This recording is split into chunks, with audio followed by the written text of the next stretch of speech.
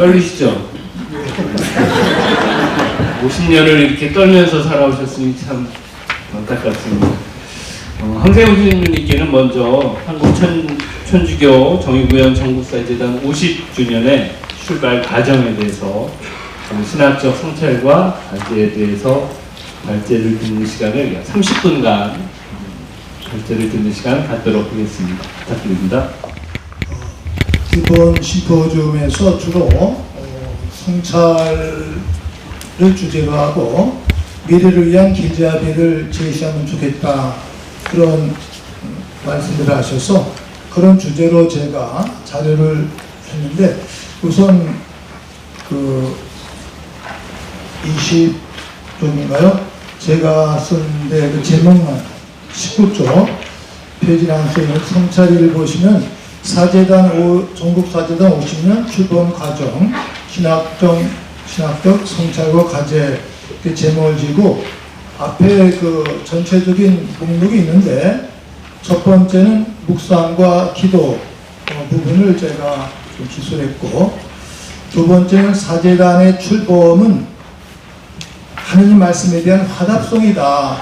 우리가 미사 봉헌할 때 성경 말씀 듣고 시편 기도를 인용하면서 화답송을 올립니다. 이제 하느님 말씀 요청에 대한 우리들의 응답이었다는 관점에서 제가 좀 요약을 했고, 세 번째는 시대적 배경과 역사적 성찰, 우리 시대의 배경을 쭉 제가 훑어보았고, 또 사제들은 시민들의 울부짖음과 고통에 귀 기울이며 동참했다, 이런 관점에서 1970년대 출범했던 그 시대적 배경을 제가 언급했습니다.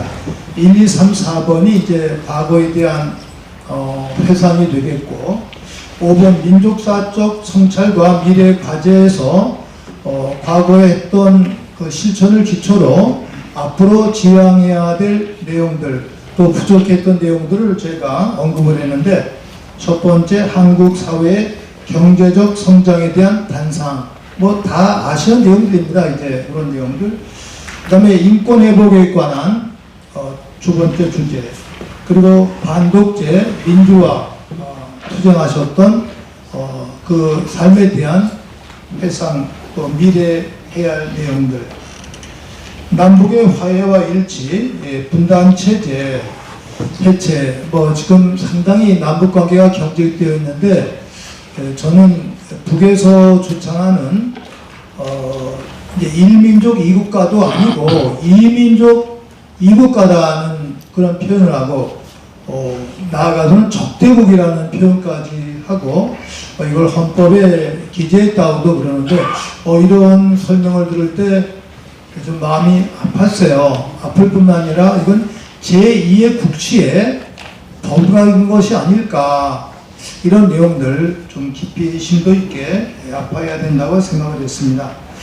그리고 다섯 번째가 이제 우리 시대의 새로운 주제인 생태신학, 환경신학, 생명신학, 지구신학, 우주신학, 많은 이름의 신학들이 지금 대동되고 있는데, 이 모든 것은 결국 하느님의 정의에 기초한 그러한 가치들이 아닐까 하면서 제가 나름대로 종합을 했고, 마무리에서는 지난 저희들이 매해 10월 25, 26, 27 안중근 이사의 하얼빈 의거에 하얼빈과 여순 감옥을 순례하는데, 그때 미사 봉헌하면서 윤종관 신부님께서 하신 강론 말씀을 다시 또 요약해서 저에게 보내주셨어요.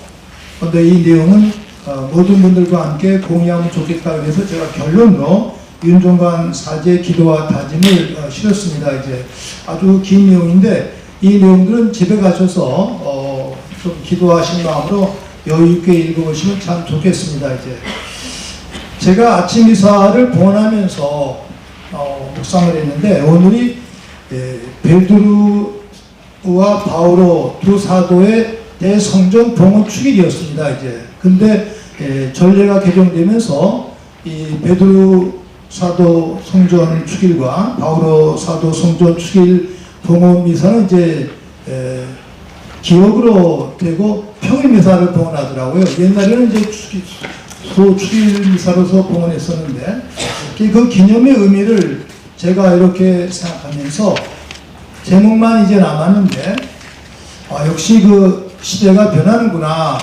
옛날에는 그 축일로서 베드로 사도 성전과 바오로 사도 성전 축일을 미사 때 공식으로 기념을 했는데 이제는 뭐 제목만 남아 있어요.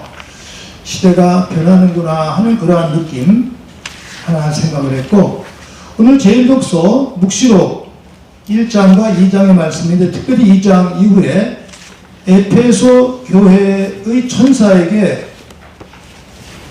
들려주신 말씀, 하느님의 말씀, 이 묵시록은 다 아시는 바와 같이 기원한 95년 이후에 도미시아누스 박해가 아주 심할 때 교회가 아주 위기에 빠졌습니다. 이제 네로 황제보다 더 잔인한 도미시아누스 박해 때 도미시아누스는 자기가 신이다, 내 상 앞에 와서 제물을 바치고 또 향을 뿌리고 그리고 또 절을 해라 라고 명령을 했는데, 이때 그리스도교 전체가 아주 위기에 빠지게 됩니다. 이제 많은 분들은 뭐 교회 공동체를 떠났고 소수의 분들만 남아 계셨는데, 그때 파트모스 섬에 유배되었던 요한 장로가 하느님의 계시를 받고 쓴 문서가 요한 묵시록이죠.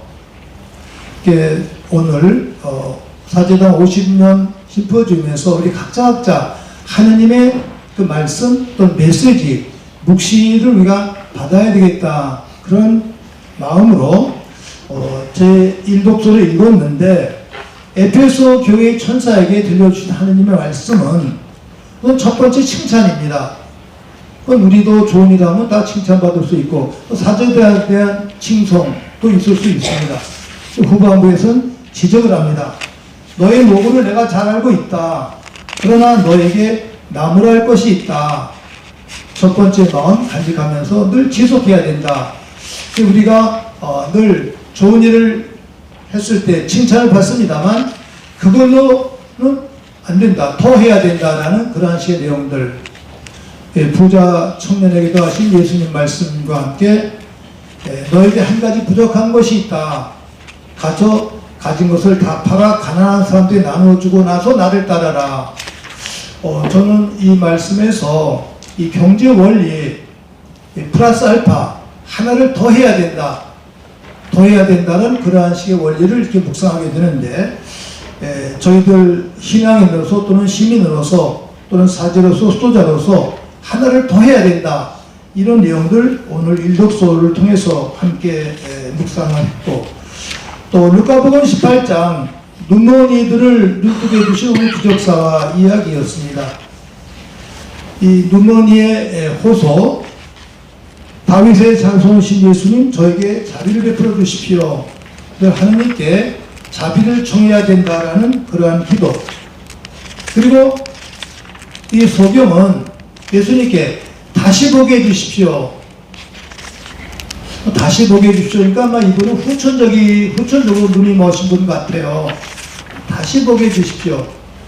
새로운 은총의 계기를 마련해달라는 뜻이 될 수 있겠습니다. 그런데 이에 대한 소경의 대답, 소경에 대한 예수님의 대답은 너의 믿음이 너를 구원했다. 너의 믿음이 너를 구원했다.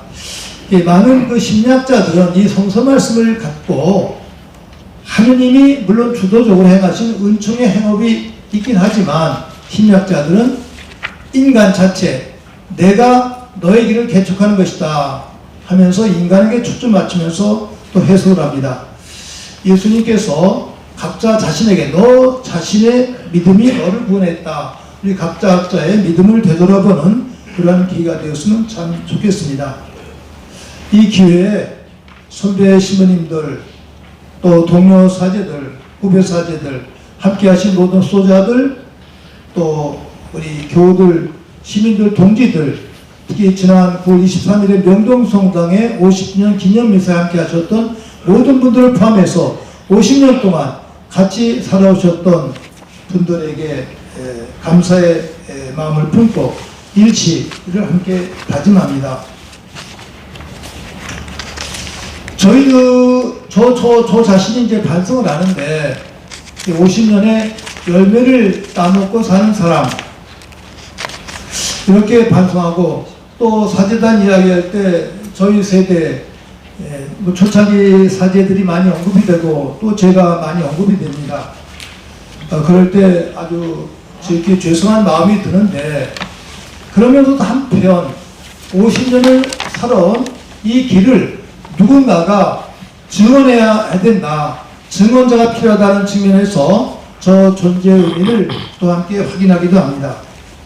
특별히 복음사가 중에 사복음의 저자로 알려진 사도 요한, 학자들은 또 뭐 다른 저자라고 말도 하긴 합니다. 어쨌든지 어린 사도 요한 끝까지 살아남으셨습니다. 유일하게 순교하지 않으신 사도인데 말년에 소모님을 모시고 잘 지냈다는 그런 일화를 남긴 분입니다.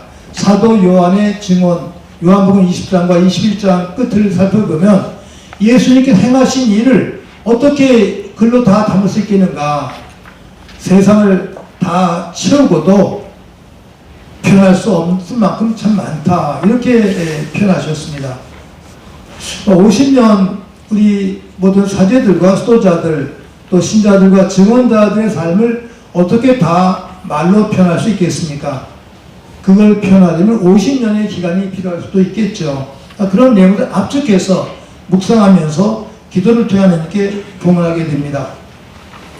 제가 지난 열흘 동안 워싱턴과 뉴욕을 방문하면서 미주 동포들을 만났습니다. 동포들을 만나면서 그분들이 저희 사제들에 대해서 또 천주교에 대해서 존경과 사랑을 표시하는 그러한 내용들을 제가 확인했습니다. 그러면서 미국 동포들에게 제가 전해드린 말씀 중에 하나는 늘 소신, 미국 땅에 발을 디뎠을 때 유학이든 이민이든 그때 첫마음을 간직하셨으면 참 좋겠다는 말씀과 함께 단군 신화의 교훈을 제가 함께 나누었습니다. 1200년경 몽고가 고려를 침입했을 때 고려왕 인조는 강화도로 피신했습니다. 강화도에 남아있는 이제 백성들은 몽고군들에게 갖은 핍박을 받았는데 그때 몽고군의 핍박 아래서 어떻게 우리 민족이 살아남을 수 있을까라고 고민했던 그 스님 이련은 역사를 써야 되겠다. 그래서 삼국유사를 집필했고 그 삼국유사 안에 단군 신화가 담겨져 있습니다. 단군 신화는 잘 아시는 바와 같이 호랑이와 곰의 이야기입니다. 우리 신화의 이야기죠. 모든 민족은 다 신화를 갖고 그 신화가 그 민족의 정치인 어리기도 합니다. 우리는 불행하게도 일제 36년의 지배를 받았기 때문에 자학적인 역사를 배웠습니다. 우리 스스로 단군 신화를 경시했습니다. 저도 어렸을 때 그런 신화 얘기를 들을 때 어떻게 우리가 곰에서 태어났는가 하면서 비웃었었는데 사실은 식민지의 그 침략사관의 영향을 받은 나쁜 결과이기도 했겠죠. 제가 신학교에서 강의하면서 또 학사 이제 석사 논문을 쓰는 한 학생이 이 주제를 가지고 저를 찾아왔는데 그때 제가 대화를 나누면서 많은 것을 배울 수가 있었습니다. 스님 이련이 몽고의 그 잔약한 침략과 또 핍박, 겁탈 속에서 우리 민족의 살아남을 수 있는 길이 무엇일까를 고민했던 끝에 이 구전으로 내려오던 단군 신화를 이제 서면으로 종합하게 되었는데 호랑이와 곰의 이야기, 불 속에서 100일을 버텨야 된다. 또 아주 쓴 쑥과 매운 마늘을 먹고 버텨야 된다. 호랑이는 후다닥 뛰어나와서 실패했습니다. 곰이 100일을 버텨서 성공해서 인간, 여성이 되어서 환인과 의견에서 단군을 나왔다는 이야기죠. 신화는 그 민족의 정신입니다. 근데 우리는 다 호랑이를 좋아합니다. 백두산 호랑이. 이게 사실은 허세겠죠. 우리 민족의 정신, 살아나가야 할 길은 바로 검 같은 인내와 끈기다.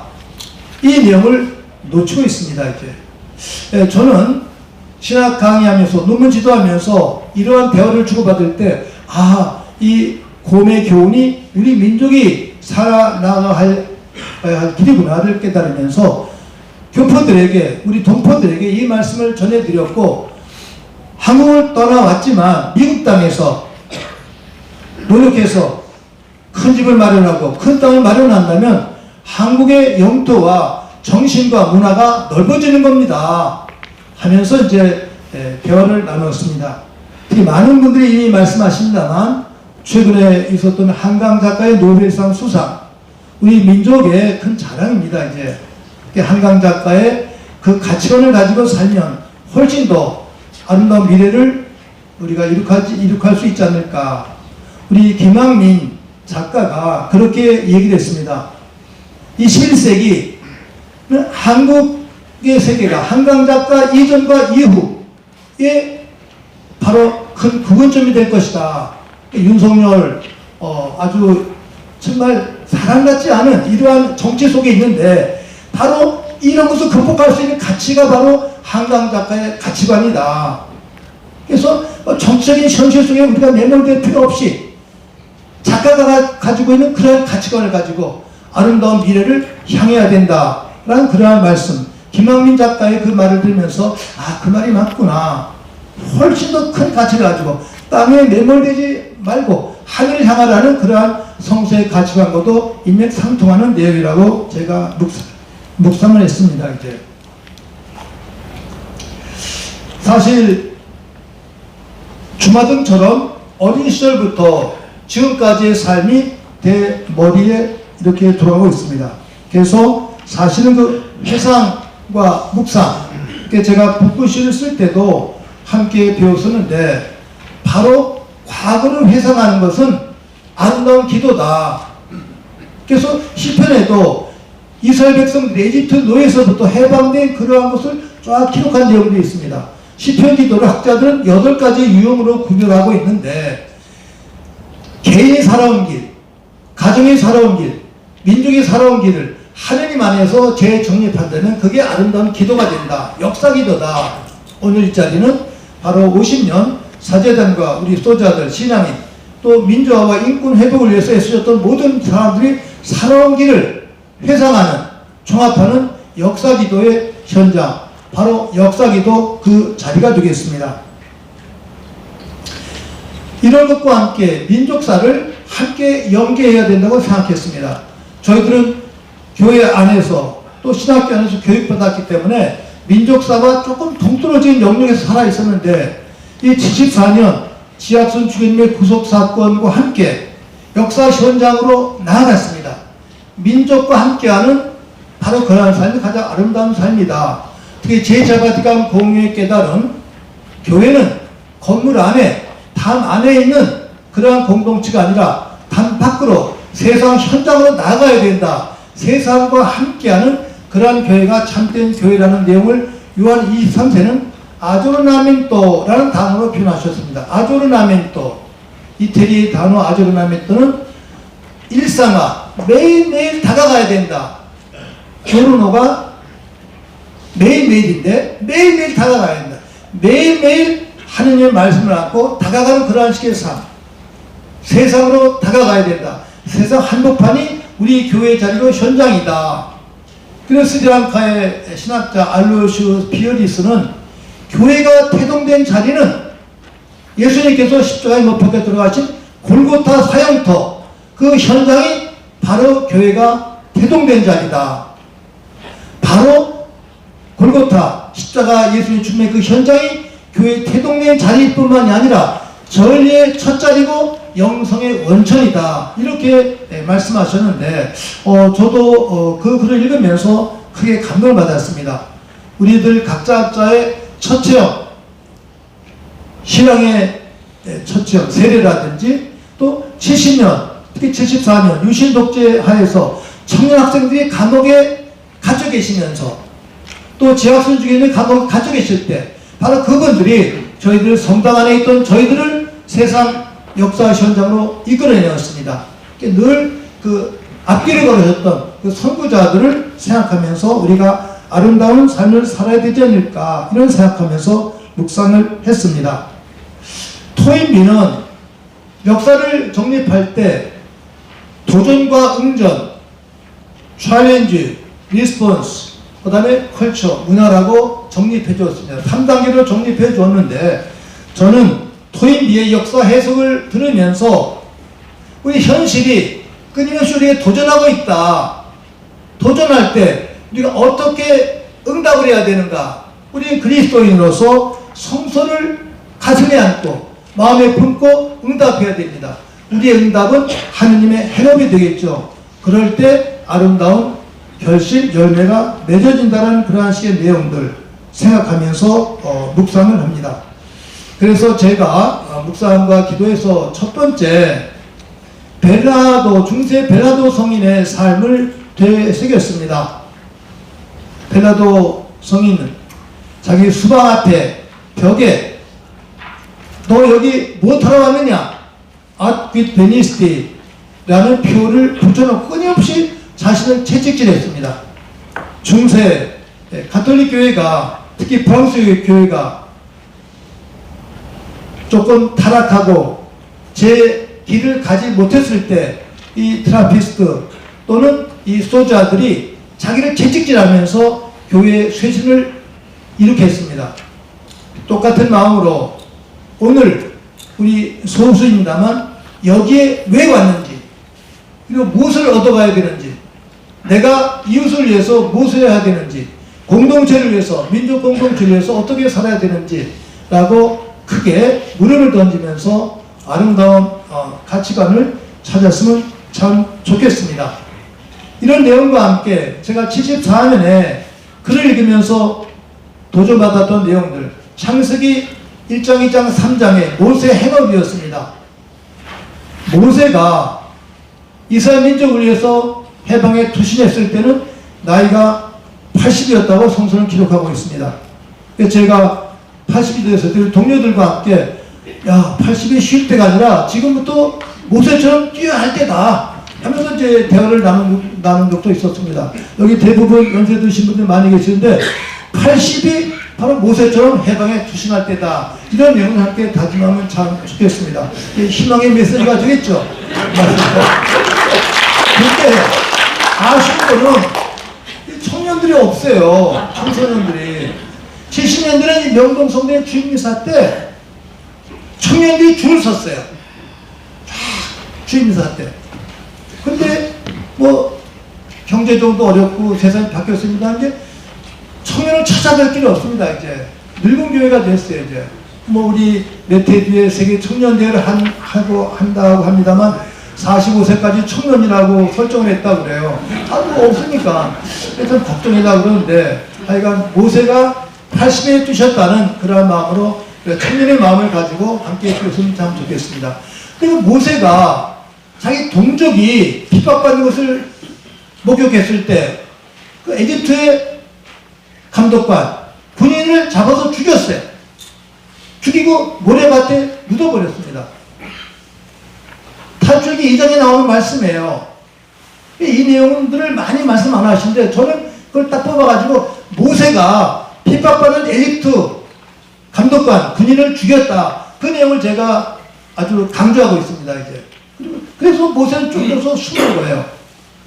제가 광야에 가서 이드로 장인을 만나가지고 또 그 딸과 결혼한 다음에 잘 살다가 바로 시나이 산에 와서 하느님을 체험합니다. 80에 신을 벗어, 너 신을 벗어라. 여기는 거룩한 곳이다. 하느님 말씀 듣고 모세가 엎드려 굴복을 합니다. 그때 하느님께서 하신 말씀이 여기는 거룩한 땅이다. 너는 내 백성 이스라엘의 해방자가 되어야 된다. 나는 내 백성 이스라엘이 고통받는 것을 똑똑히 보았다. 울부짖는 것을 듣고 보았다. 내 가슴이 아프다. 너 이 민족을 해방시켜라. 그래서 모세가 해방으로 투신하게 되는 것이죠. 이제 이런 내용들 우리가 깊이 마음속에 생각하면서, 그래서 신과는 창조주 하느님을 우리가 먼저 고백하는데 신학자들의 설명은 하느님을 체험한 것은 먼저 해방자 하느님을 먼저 체험하고 나서 그 해방자 하느님이 하늘과 땅을 창조하신 분이시구나 라고 고백했다는 것이죠.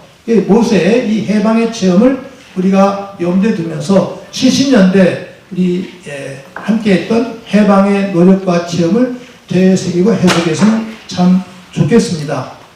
제가 70년대 신학교에 일할 때 그 백민관 학장 신부님과 많은 토론을 벌인 적이 있었는데, 그 백민관 학장 신부님은 일제시대 때 우리가 일본에 굴복할 수밖에 없었던 것은 박해시대 때 후인데 다시 일본과 맞설 때 우리 가톨릭은 완전히 뿌리 뽑힐 수가 있다.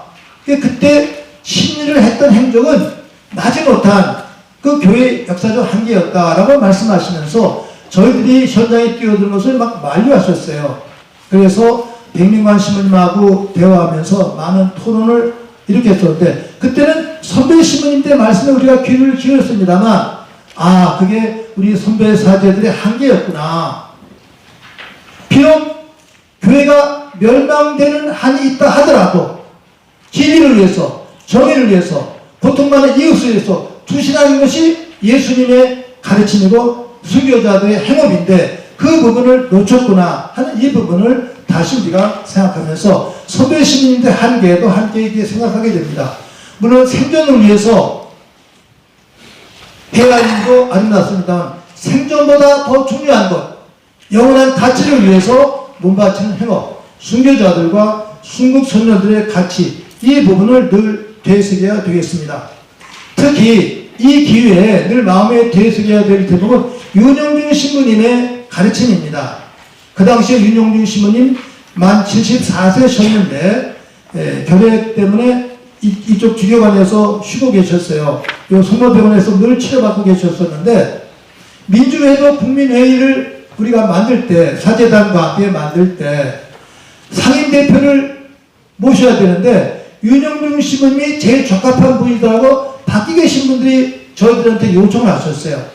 그래서 저희들은 윤영중 신부님 은퇴 사제시고 또 결핵으로 앓고 계셨기 때문에 어렵습니다. 그랬더니 그래도 청해보라고 해서 제가 윤영중 신부 찾아뵙고 말씀드렸더니 한참 들으신 다음에 고심하시면서, 그런데 이게 선교에 도움이 되냐? 이러시는 거예요. 신부님, 이게 선교입니다. 지금 박정희 유신 독재와 싸우고 또 구속된 분들, 특히 지하선 죽임의 석방을 노력하면 이게 바로 선교입니다. 이렇게 제가 말씀드렸더니, 그래? 그러면 해야지. 해! 이렇게 말씀하셨어요. 윤영중 신부님은 그 병석에서도 선교가 첫째 정말 과정 목적이셨습니다.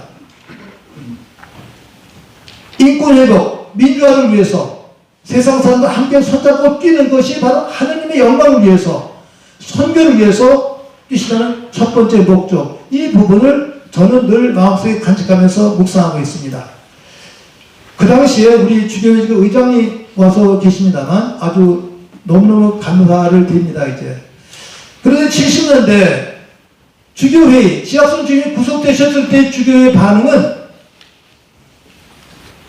열정적이지 못했습니다. 저 김수환 주기영, 전주의 김대적 주교님, 두봉 주교님, 세 분 정도 가슴 아파하시면서 열심히 뛰셨을 뿐, 나머지 주교님들은 좀 외면하시거나 또 뒤로 물러서셨습니다. 주교회의, 더군다나 김남수 주교님과 같은 분들은 아주 유신주교라고 우리가 별명을 붙일 정도였어요. 또 대구의 서정길 주교님도 그렇고. 근데 저는 가장 가슴이 아픈 것은 가톨릭 일시 공동체인데, 장명 박사 시절에는 장명 박사를 중심으로 하나가 되었어요. 장명 박사가 5.16 군사 정변으로 또 실각된 다음에 대구는 재빠르게 이호상 그 병신들을 앞세우면서 박정희 정권과 손을 잡게 됩니다. 이제. 그래서 일시의 교회 공동체가 박정희의 분열 정책에 의해서 교회마저 깨지게 되는 거예요. 지역에 의해서. 이 부분은 우리가 뼈아프게 반성해야 될 내용입니다. 일체 공동체 가톨릭이 정치적 이유에 의해서 갈라졌다는 것, 이 부분은 하나님 앞에서 큰 죄악이고 업보입니다. 이제 이러한 내용들 되새기면서 우리 가톨릭 교회 공동체가 하나님 나라 실현을 위해서, 인권을 위해서, 약자들을 위해서 더 헌신해야 되는데 정치적인 이유 때문에, 역사적인 이유 때문에, 사회적인 이유 때문에 갈라졌다라는 거, 이것은 부끄러운 범죄라고 생각하면서 고백을 합니다. 이제 앞부분 이 시민들의 울부짖음과 고통에 귀뚫리며 동참했던 사제단의 그러한 내용들, 저는 늘 고백할 때 성당 안에 있던 우리를 역사의 현장으로 이끌어낸 초대자는 지학순 주교님과 그 당시에 감옥에 갇혔던 청년 학생들, 긴급조치 1호, 2호, 3호, 4호에서 구속되었던 이른바 민청학년 청년 학생들이 우리를 역사의 현장으로 이끌어내었다. 이렇게 고백하면서 이 이면에 묘한 하나님의 섭리를 제가 고백하게 됩니다. 이러한 내용들 전반부 부분에서 함께 묵상을 하고, 그러면 우리가 앞으로 해야 할 과제가 무엇일까? 한국 사회 경제적 성장에 대한 단상, 우리나라가 지금 경제적으로는 연간 소득불 4.1 이상으로서 세계 1위 수준에 올라가 있습니다. 이제 그러나 도덕적으로는 그렇지 못해요. 이분은 반사하고, 특별히 현 정권에 대한 평가, 우리가 경찰국가를 지내고 유신중앙정부 국가를 지내고 또 전두환의 군사정권 시대를 지내고 87년 유랑쟁으로 민주화를 일으켰는데 그 검찰의 독자권을 찾아다 준 것이 우리들 시민 청년 학생들입니다. 그런데 이런 검찰 괴물 정권이 나타나서 우리를 짓밟고 있는데, 바로 이 검찰 독재 윤석열 이 정권만 우리가 퇴치하면 이제는 그 아름다운 미래가 보장되지 않을까, 마지막 우리 시대가 겪어야 할 그런 시련이 아닐까, 이렇게 해석하면서 우리 한국 사회에 대한 내용, 특별히 경제성장, 경제제일주의를 우리가 또 비판하는 이유는 더 중요한 것이 인간의 가치다. 사제단 첫 번째 성명서가 바로 경제제일주의, 박정희의 경제제일주의에 대한 신학적 비판이었습니다. 이제 사람이 빵으로만 살지 않고 하나님 말씀으로 산다라는 이러한 식의 원리를 늘 간직하면서 접근했으면 참 좋겠다는 말씀 함께 나누고, 그 당시 70년대 저희들이 미사를 봉헌할 때 제목을 인권회복 기도라고 제목을 지었습니다. 민주나 정의나 평화, 이 모든 내용을 포괄할 수 있는 것이 인권이기 때문에 인권회복, 하느님의 모상으로 창조된 인간의 존엄, 또 삼목헌장에 나타난 그러한 말씀이기도 하죠. 그래서 인권회복에 초점 맞췄다는 내용들, 또 김서환 추기경님도 여러 번 강론하셨습니다만, 사람을 잘 볼 때, 그 사람 안에서 하느님의 모습을 확인할 때 바로 그가 신앙인이고 바로 그가 깨어있는 사람이다 라고 늘 강조하셨습니다. 이러한 가치에서 인권회복을 첫 번째 가치로 두었다는 말씀도 함께 나누고 싶고, 그 다음에 시대의 요청에서 반독재, 민주화의 운동, 박정희 유시제, 그 당시 1인 독재 체제였습니다. 박정희 긴급조치는 박정희의 말 한마디가 법이었어요. 그리고 막 사형을 집행했습니다.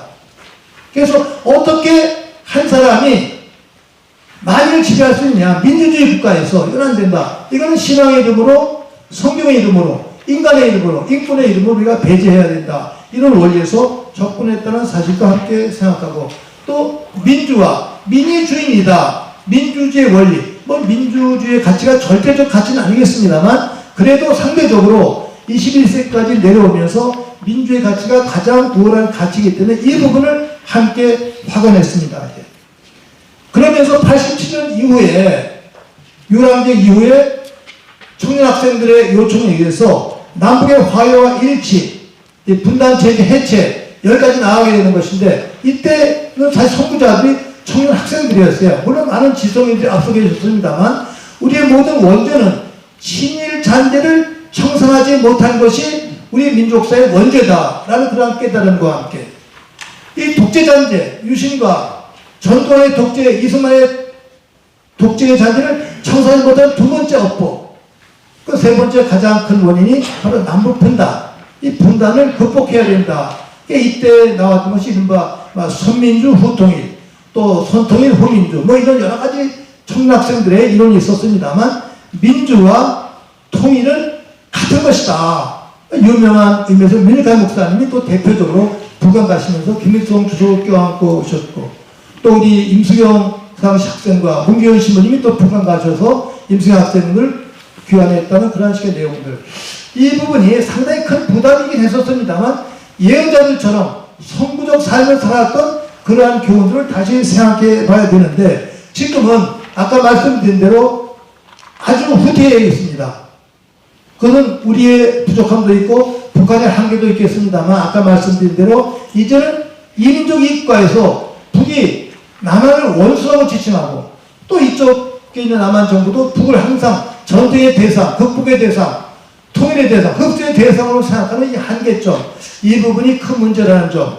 그래서 교회 공동체와 우리 사제단은 바로 화해, 평화의 주춧돌이 되어야 되겠다라는 그러한 고민 함께 해야 되겠고, 이런 측면에서는 우리가 이스라엘, 지금 아주 비참한 상황이 있습니다만, 이스라엘, 하느님의 선민이 이스라엘도 남과 북이 갈라졌고 또 다 망했고, 그러면서 예수님 시대가 도래했었는데, 어떤 의미에서 국가와 민족을 넘어서는 그러한 가치도 필요하지만, 그럼에도 불구하고 끝없이 현실에 충실하면서 민족 이치 화합을 위해서 노력하는 것이 우리 신앙인 교회 공동체 현실적 삶이 아닐까, 이렇게 생각을 해봤습니다.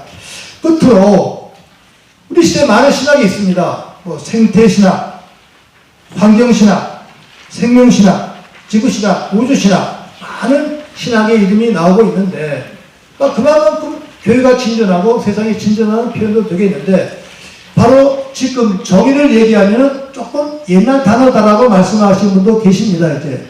그러나 저는 개인적으로 정의가 하나님의 대표적 속성이다 라고 늘 제가 강조하는 이유는, 하나님의 이름, 하나님을 칭송할 때 그 이름은 수만 가지입니다, 이제. 자비하신, 사랑하신, 용서하시는, 영원하신, 뭐 여러 가지 이름이 있는데, 그 모든 하나님의 속성을 대표할 수 있는 이름은 정의가 아닐까. 정의. 하나님의 정의 때문에 우리가 심판 개념도 있고, 또 선을 해야 되는 그러한 자극도 받게 됩니다, 이제. 창세기 3장 인류의 창조 이야기, 원주의 이야기에서 신학자들은 설명할 때, 바로 원주의 소라는 정의가 깨진 것이다. 하느님과 인간 관계가 깨진 것이다. 거짓말 때문에. 그 다음에 인간과 인간 사모의 관계가 깨진 것이다. 불신의 관계. 세 번째가 우리는 땀 흘려 일해 먹고 산다. 또 자연과의 관계도 깨진 것이다. 자연이 때로는 인간에게 보복한다는 것이죠.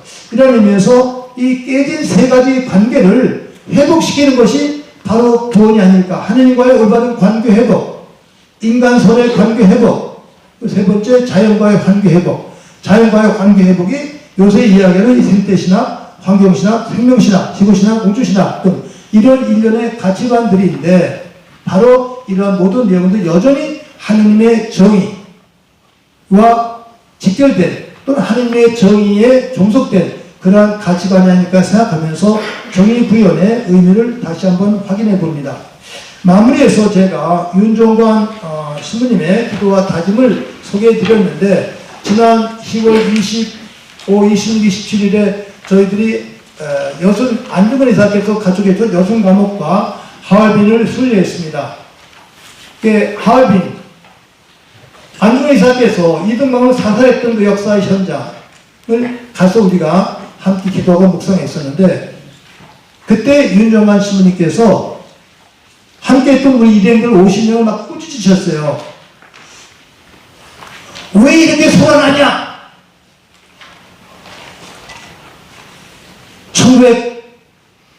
1909년 안이사께서 이곳에서 총을 쏘셨을 때 그 마음, 그 자세를 지녀야 되지 않느냐. 묵상해라 라고 일관하셨어요. 저희들 전부 다 꼼짝 못했어요. 1909년 10월 26일 그 역사 현장으로 달려가라. 안중근 의사의 마음이 어떠하셨을까? 묵상해라. 안중근 의사를 가슴속에 모셔라 하면서 외치셨습니다. 1910년 2010년 안중근 의사 의거 100년 기념과 순급 100전에 저희들이 여순 감옥에서 북한 대표들과 함께 미사일 봉헌안이 있었습니다. 이제 그때 미사 끝나고 나서 안희사의 시신을 찾지 못했어요. 유해를. 그 부분을 많은 분이 노력하고 있는데 저도 노력했지만 못 찾았습니다. 그때 제가 신자들과 기자들께 드린 말씀은 안희사의 지신을 찾는 것이 참 아름다운 과업이긴 한데 못 찾았습니다. 아마도 일본인들이 안희사의 시신을 유해를 땅에 묻지 않은 것 같습니다. 아예 없애버린 것 같습니다. 그러나 상관없습니다. 우리가 늘 성체를 모시면서 예수님 마음에 모시듯이 안중근 의사를 마음에 모시는 것, 남북 8천만 결례가 안중근 의사의 무덤입니다. 안희사의 정신을 가지고 살아가는 것이 바로 안희사를 기념하는 가장 아름다운 일입니다. 라고 호소한 적이 있었는데 이러한 의미를 바로 윤용환 신부님이 또 상기시켜 주셨습니다. 이제 오늘 사제단 50년, 정의군 사제단 50년 출범 과정 속에서 우리 형제자매들 또 우리 동지들 함께 오셨었는데 이러한 내용들을 가지면서 바로 지금이 새로 시작할 때다. 1780년도 우리 초기교회 신앙의 선조들이 성직제도, 자생적 성직제도를 만드셨던 그러한 마음으로 안중근 의사의 투신의 마음으로 또 독립운동에 헌신하셨던 우리 순국소년들의 그러한 자세로 70년, 80년, 90년 오늘의 일까지 민주화를 위해서 독재정권 타파를 위해서 애쓰신 많은 선배들, 동료들, 청년학생들, 의인들의 삶을 가슴속에 되새기면서 살고 바로 오늘 새로 시작하자라고 다짐하는 것이 50년 우리들의 결심과 다짐이어야 된다고 생각을 합니다. 이런 내용을 간직하면서 잠시 묵상하고 기도하겠습니다. 묵상합시다.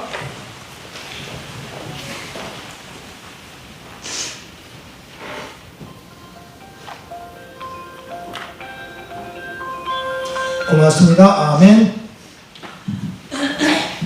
예, 우리가 13분이나 초과해서 발표를 해주신 홍재일 씨분께 박수 부탁드립니다. 중간에 곰 얘기가 안 나왔으면 못 참고 마이크를 뺏으려고 했었는데 쓴 쑥과 매운 마늘을 먹는 마음으로 꼭 참았습니다. 자료집에 있는 내용들은 스님께서 지금 말씀하시는 것들이 좀 녹아있는 내용들이니까 오늘 말씀을 들으시고 자료집을 보신다면 다시 해석이 가능하실 것 같습니다. 다음은 길에서 길위에서라는 주제로 함세웅 시민님께서는 사제단 50년 중에서 앞에 25년 부분에 2000년까지의 부분이었고 이제 금인구 시민님께서는 2000년부터 2024년까지 이야기를 해주시게 되겠습니다. 시민님께서는 이 단상에 와서 이야기를